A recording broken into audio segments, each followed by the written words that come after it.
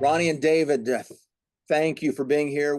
You guys have had a long trip to Malawi and to Mozambique. We're going to find out what was going on there, but we're going to start off. I think we'll do two separate videos. We'll start off with Malawi, the first trip that you did. Ronnie, I guess we'll start with you. We're going to go over highlights. But before we do that, Ronnie, paint us the big picture. How many pastors were there? How far did they travel? Give us kind of an overview of what was going on. You're in a place called Blantyre, south of Lilongwe, correct? Yeah, great. Yeah, sure. Yes, when Blantyre. Yeah, we had maximum capacity. Actually, we always say 60, but this time we had about 70, 73 or 75 pastors coming, and they kept on adding and adding on and on, and we couldn't say no. That was a good problem to have. It was good to see pastors saying that I was told that this is happening here, and I had myself to come and see what is happening in this community. I think the how far did some of them travel? Yeah, I think we had one. I don't know, one or two that were coming from the border of Mozambique. That's about 2 hours. Okay, David, why don't you kick in? Give me your first highlight. What was one of your greatest highlights there in Malawi? Oh, yeah, I think one of the greatest highlights was on, I think, that day when all these pastors said that we need to come together and just cry and repent, because whatever we have been teaching, it has been for our own self, so that our church doesn't have less people, doesn't have less member, and they all knelt down, they all hold each other's on their chest, they hugged each other, they cried, and I couldn't stop them. We took around 40 minutes just for them wailing to God and repenting that they have been doing all this for their own glory. Wow, that's powerful. And Ronnie, give me one of your greatest highlights, Ronnie. I'm sure he probably stole one of your top ones. Yeah, I think this training was a different one. We had to carry along some of our Timothys from different nations that we have trained. So we had Bishop Tembo from Zambia, and again we had Chivete from Zimbabwe, and we had again one of our key contacts in Mozambique come down to Malawi. So it was encouraging to see for these pastors to see a second generation giving testimonies of what God has done through their lives and how they're multiplying. To me, that was so emotional to see Bishop Tembo giving testimonies. Now, again, this guy has over 360 something churches over him. I mean, under him. And he said, do you know what, guys? The reason as to why I traveled all this far is to show solidarity of what God is doing through these men and how this has changed not only our churches, but it has started spilling outside. And then he started reading testimonies of what is happening in Zambia, and you'll see these pastors. They're like, wow. This is what is so to us and to me. That was very emotional to see that you can see your second generation giving a testimony of the third generation and what God is also doing. So the multiplication was real to us, and we were seeing it firsthand. So did you invite them there? Did they just say, "Hey, can we come on our own"? How did they hear about it? Did they pay for it themselves? Yes, yes. So they all paid for themselves. Bishop Chivas Tembo, the one from Zambia, he was like, when I was there in the first training, I was sick. Okay, so I would sit. He sat through the whole training, remember? But he was always he had to get out because he had just got an accident. But it was like, I'm traveling to come to learn more this side. And it's not that he doesn't have what to do. Again, he's a family man, but he also has 360 churches, over him. So he's 360 churches. 60, yes, oh, 60, yes. not 360. 360 churches. Wow. Yeah. So him to say, I have just come. Actually, we wanted to give him some things to teach. As we see, well, we give them a couple of things to teach us there. But he's like, my major goal was not, I didn't come here to teach. I just want to sit down and hear everything that I missed. And that was so encouraging to us. So these are people, your second generation Timothy's, people that you've already trained in Mozambique, in Zambia, Zimbabwe. Zambia and Zimbabwe, and they paid their way there just on their own to encourage those pastors. That's incredible. We were just talking before we started recording about how in Rwanda, they want an attendance fee. In other words, if you want me to come and listen to you, you've got to pay me to be there for 4 days. And we've said no to that. That's not happening. And this is the exact opposite. These guys are paying their own way to go and give testimony. That's just incredible. David, give me another highlight if you can. Yeah, well, just on before I give the second one on the multiplication part, we had Chivete coming all the way from Zimbabwe, and one of his great point was to tell us that he is already having a third generation. After he taught the people, there are some who have already started going deeper into other villages and teaching pastors and teaching other leaders.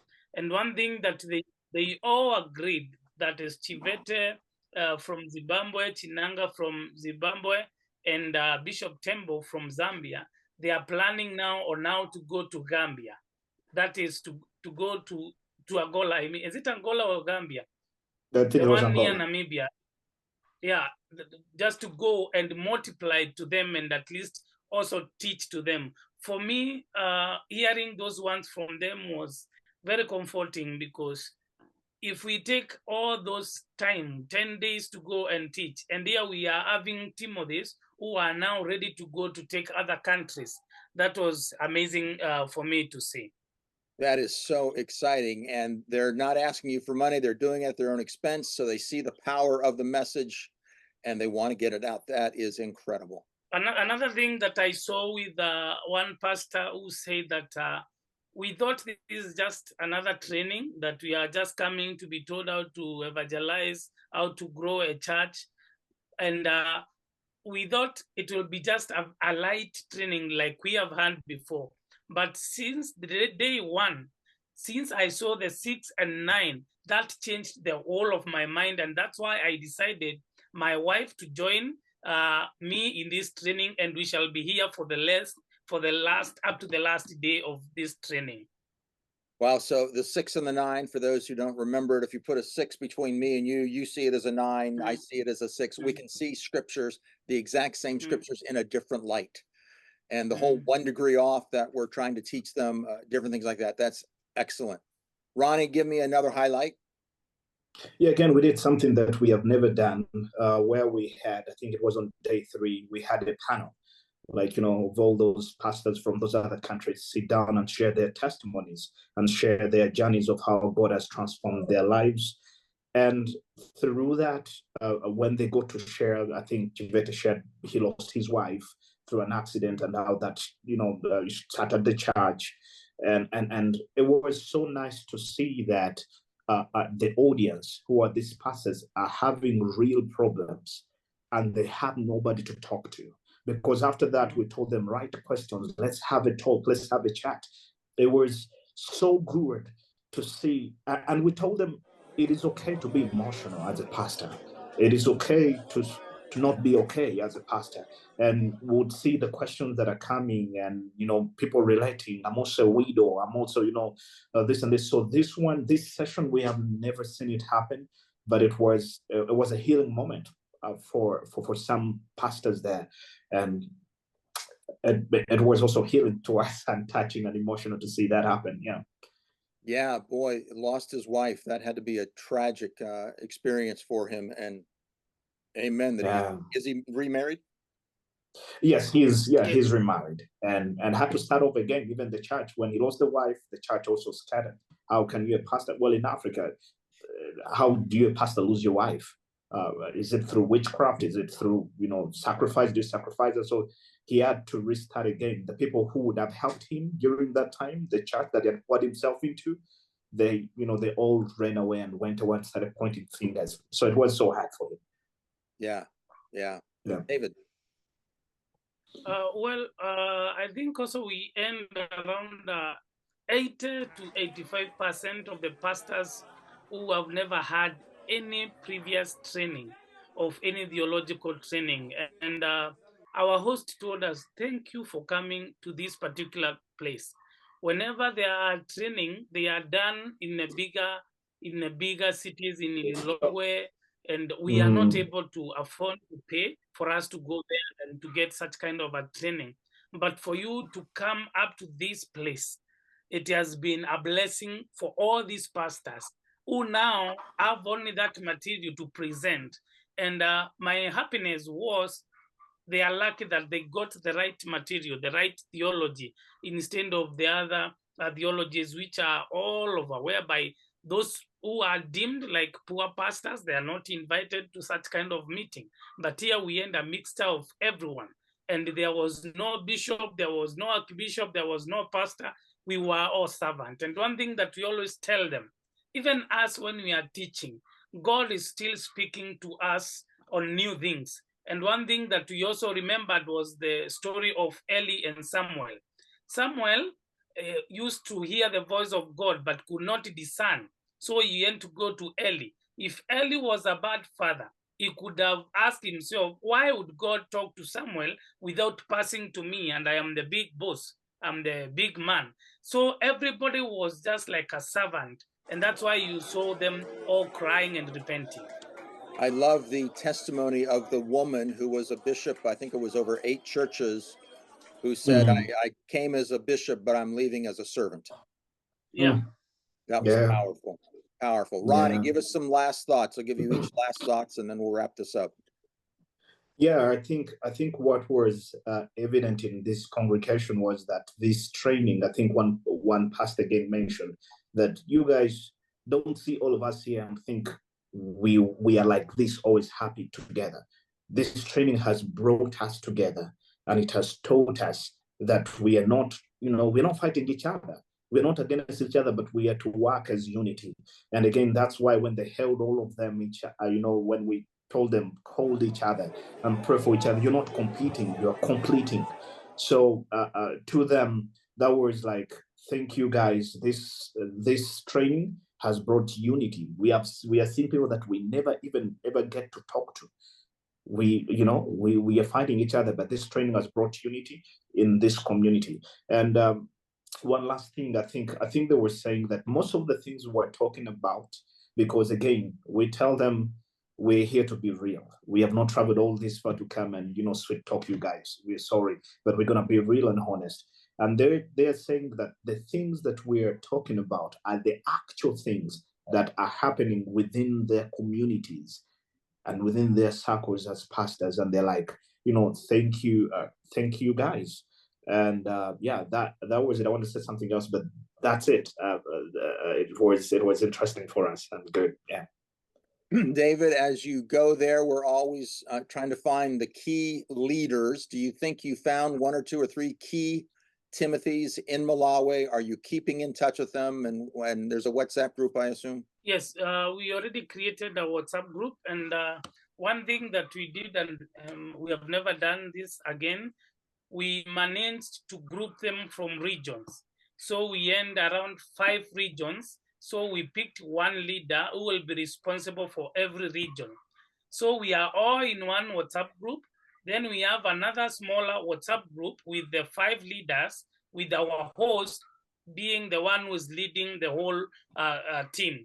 So we are able to talk to our host. The host talks to the 5 group leaders, and every group leader talk to his people so that they can agree how many times they will meet, if it's once or twice in a month, before we go back after 6 months. So this is a trend that we are keeping up on. We are now able to track how multiplication is being done. We have our leader, and we have around 5 more Timothys who we are eyeing up for them to be our key Timothys when we are done. So this was phase 1 in Malawi. When do you envision phase 2? Could be around September, October. That will be after 6 months. That's when we'll go to do phase 2. Okay. Ronnie, last words. You said you had one last thing you wanted to share. Go ahead and share it, and then we'll wrap it up. Yeah, I think again in phase one, we always involve a couple of games, a couple of dramas, them acting out the scriptures, so that they can be real to them. I think we realized a trend in all, we gave them all different things, and they were all in groups. But when they came to present, they were presenting one thing, and that let us know, oh, this could be the major problem there, because most of them, whatever they were presenting was lack of spiritual fathers. Okay, instead of having spiritual fathers, they call them spiritual beasts or predators, right?